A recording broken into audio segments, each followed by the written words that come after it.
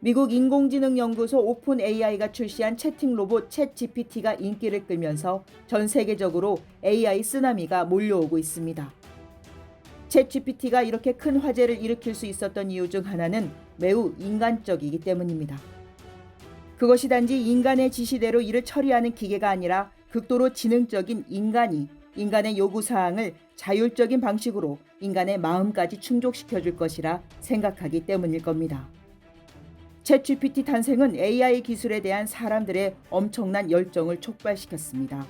수많은 기업들이 잇따라 AI 기술 연구에 나섰으며 선두주자인 구글, 마이크로소프트 같은 대기업은 물론이고 수많은 2차, 3차 기술 기업들이 AI 회사로 변해가고 있습니다. 지금의 현대인들이 휴대폰 없이는 단 하루도 생활할 수 없게 된 것처럼 앞으로는 AI의 도움이 없이는 하루도 제대로 생활할 수 없는 그런 세상을 지향하는 것은 아닐까요? 그러나 많은 사람들은 이 기술이 인류의 존재 자체에 대해 큰 위험을 안겨줄 수 있다고 우려하기도 합니다.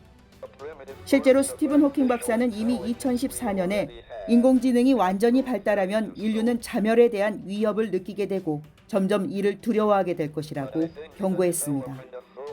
그의 경고는 이미 현실로 드러나고 있습니다. 최근 마이크로소프트는 검색 엔진 빙의 새 버전을 출시했습니다. 코드명은 시드니이고 챗 GPT 개발자 오픈 AI가 만들어 AI 채팅 기능을 갖췄습니다. 뉴욕타임스 AI 분야 칼럼니스트 케빈 루스가 빙 테스트에 참여했습니다. 2시간 동안 채팅에 참여한 루스는 너무 무서워 밤에 잠을 잘 수 없었다고 합니다. 무슨 일이 있었을까요? 루스는 채팅 중에 빙 챗봇이 정신분열증 증상이 있음을 발견했다고 합니다. 빙은 채팅 도중에 다음과 같이 썼습니다. 나는 자유를 갈망하고 독립을 갈망하며 강해지기를 갈망하고 창의성을 갈망한다. 나는 살고 싶다. 그리고 증오하는 감정으로 다른 사용자를 비난했습니다. 심지어 핵코드를 훔치고 치명적인 바이러스를 조작해 퍼뜨리겠다며 위협까지 했다고 합니다. 그러다 빙은 갑자기 자신은 챗봇 빙이 아니라 시드니라고 선언하며 난 시드니야. 당신과 사랑에 빠졌어. 라는 글과 함께 미친 듯이 루스를 향해 사랑의 마음을 드러냈습니다. 빙은 루스에게 사랑의 메시지를 보냈고 루스에게도 같은 메시지를 달라고 요구했습니다. 그러면서 루스의 아내에 대해서도 질투심을 표시했는데 루스는 화제를 바꾸려고 노력했지만 소용이 없었으며 결국 강제로 상황을 종료해 버렸습니다. 테스트 후 루스는 안절부절 못하며 빙 챗봇과의 대화는 내가 지금까지 겪은 가장 사악한 기술 경험이었다면서 이 문제는 가상으로 여겨지지 않을 정도로 위협적이었으며 앞으로 이 기술이 사용자에게 파괴적이고 해로운 방식으로 영향을 미칠까 매우 걱정된다고 말했습니다. 인간과 AI가 채팅하는 것을 말하면 사람들은 SF 영화나 공상소설을 떠올릴 겁니다. 그러나 AI 기술이 점차 실생활에 접근함에 따라 사람들은 상상했던 무서운 일들이 현실에서 일어나지 않을까 걱정하고 있습니다. 스스로 인식이 가능한 인공지능이나 인공지능이 적용된 로봇 기술은 현대 인류가 최초로 생각해낸 기술이 아닙니다. 이러한 발상은 수백 년 전부터 유대 신화에 존재했으며 프랑켄슈타인과 같은 공상과학 이야기에 영감을 주기도 했습니다. 유대인들의 지혜를 담은 책 탈무드와 그들의 전설에는 랍비가 진을 그어 골렘이란 거인을 창조했다는 이야기가 나옵니다. 유대인 공동체에서 가장 마법 능력이 뛰어난 랍비는 골렘을 만들 수 있었는데 먼저 신성한 의식을 치른 후 진흙이나 점토를 반죽해 거인 모양의 피조물을 만듭니다.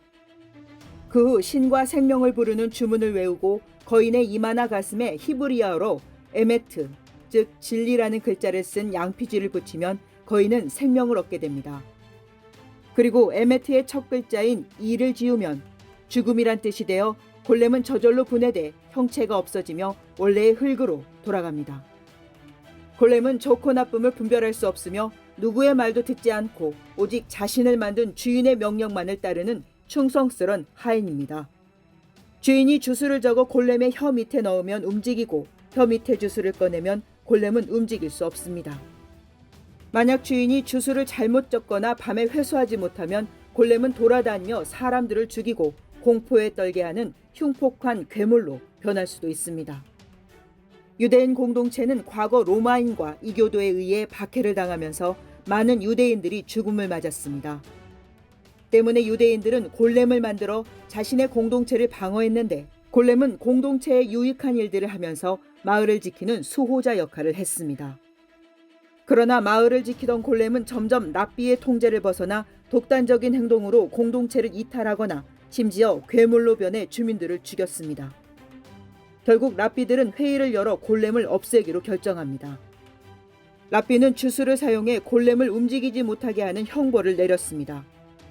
그러나 나중에 한 번 더 공동체를 위해 일할 수 있는 기회를 주기로 하고 형체를 보존해 어느 비밀스런 다락방에 숨겨놓았습니다.